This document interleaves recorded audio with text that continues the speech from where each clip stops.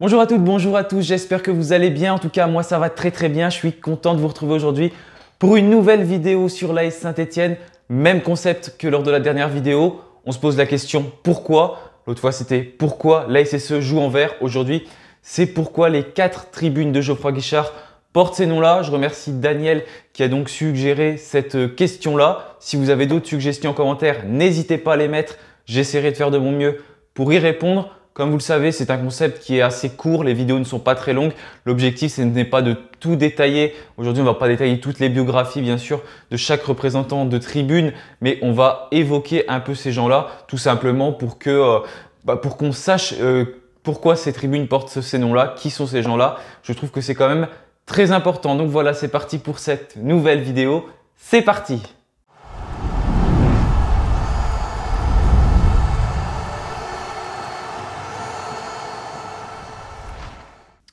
Pierre Foran, Charles Paré, Jean Snella, Henri Point, ces 4 noms vous disent forcément quelque chose. Oui, ce sont le nom des tribunes de Geoffroy Guichard. Comme vous vous en doutez certainement, ces noms n'ont pas été donnés au hasard. Le stade Geoffroy Guichard a été inauguré le 13 septembre 1931, il y a 91 ans. D'ailleurs, lors de son inauguration, les Verts se sont inclinés 9-1 ou 8-3 contre Cannes. Tout dépend des sources, le score n'est pas tout le temps le même, mais en tout cas, c'était une grosse défaite. L'équipe de rugby de Saint-Étienne n'a guère fait mieux en perdant 32-11 contre l'AS Montferrand. Mais commençons par la première tribune construite à Geoffroy Guichard, la dénommée Pierre Foran. En 1931, elle ne portait pas encore ce nom-là. En effet, Pierre Foran est un industriel de la région stéphanoise. Il rentre au comité directeur de la SSE en 1949, puis en devient président entre 1952 et 1959, remplaçant un certain Pierre Guichard, premier président de l'AS Saint-Étienne, comme nous l'avons vu dans la dernière vidéo. C'est avec lui que la SSE gagne ses premiers titres. La Coupe Drago en 1955, qui était une compétition permettant aux clubs éliminés avant les quarts de finale de la Coupe de France de se disputer une compétition entre eux. Mais là où Pierre Foran est certainement le plus célèbre, c'est certainement pour avoir été le premier président de l'AS Saint-Étienne à avoir soulevé le premier de ses 10 titres de champion de France en l'an 1957. Dans la continuité des tribunes, abordons l'autre tribune latérale construite en 1938 et portons le nom du directeur des ventes de casino, Henri Point. Ce grand passionné de rugby va avoir l'idée de convaincre la famille Guichard de construire un stade plus grand, le fameux stade Geoffroy Guichard. Car la SSE jouait avant au terrain du Pont de l'Âne qui paraissait de plus en plus petit.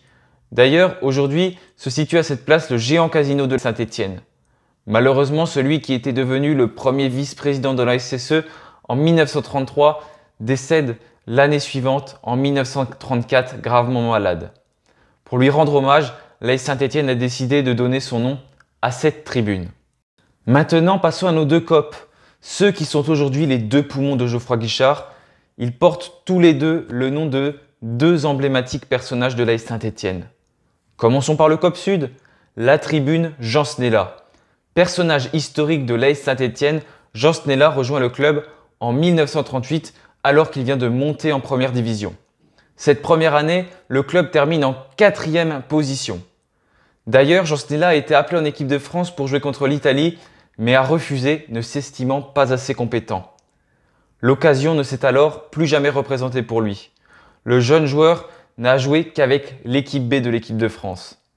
Malheureusement, la Seconde Guerre mondiale le stoppe dans son élan. À la fin de la guerre, il devient petit à petit entraîneur principal de Saint-Étienne. Il remplace en 1950 son ami Ignace Tax. Comme à son habitude, Jean Snella refuse, mais Pierre Garronner parvient à le convaincre. Précurseur de la formation de jeunes talents, Herbin, Mécloufis, Goujon, Ferrier, Péroche, c'est sous son aile que la SSE deviendra pour la première fois championne de France. Et oui, en même temps que Pierre Foran, après avoir quitté la SSE quelques années, il revient pour permettre à la SSE de remporter 2 titres de champion de France en 1964 et 1967.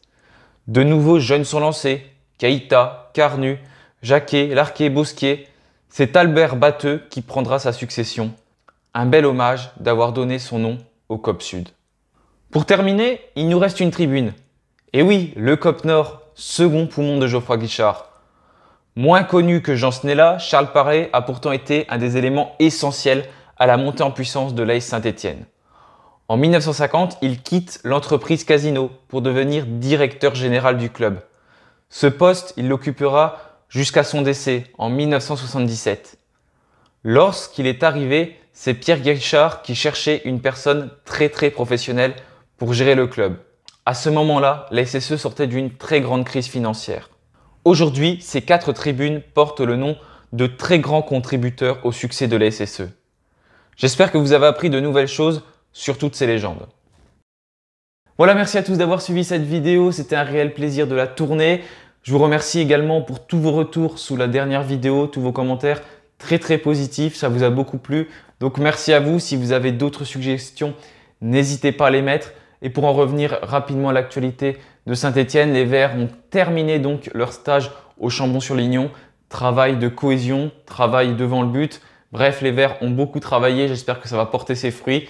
Il y a également des Verts qui sont en sélection, notamment Jean-Philippe Crasso qui va connaître sa première sélection avec la Côte d'Ivoire également, Aymen Aiki notamment, qui a rejoint l'équipe de France B et Boubacar Fall, plein d'autres joueurs de Saint-Étienne qui sont partis en sélection et qui n'ont pas pu participer à ce stage malheureusement ou heureusement parce que c'est bien pour eux aussi de connaître leur première sélection. Là, on va avoir un match qui va être difficile contre Grenoble mais qui se jouera à Geoffroy Guichard, donc c'est une bonne nouvelle.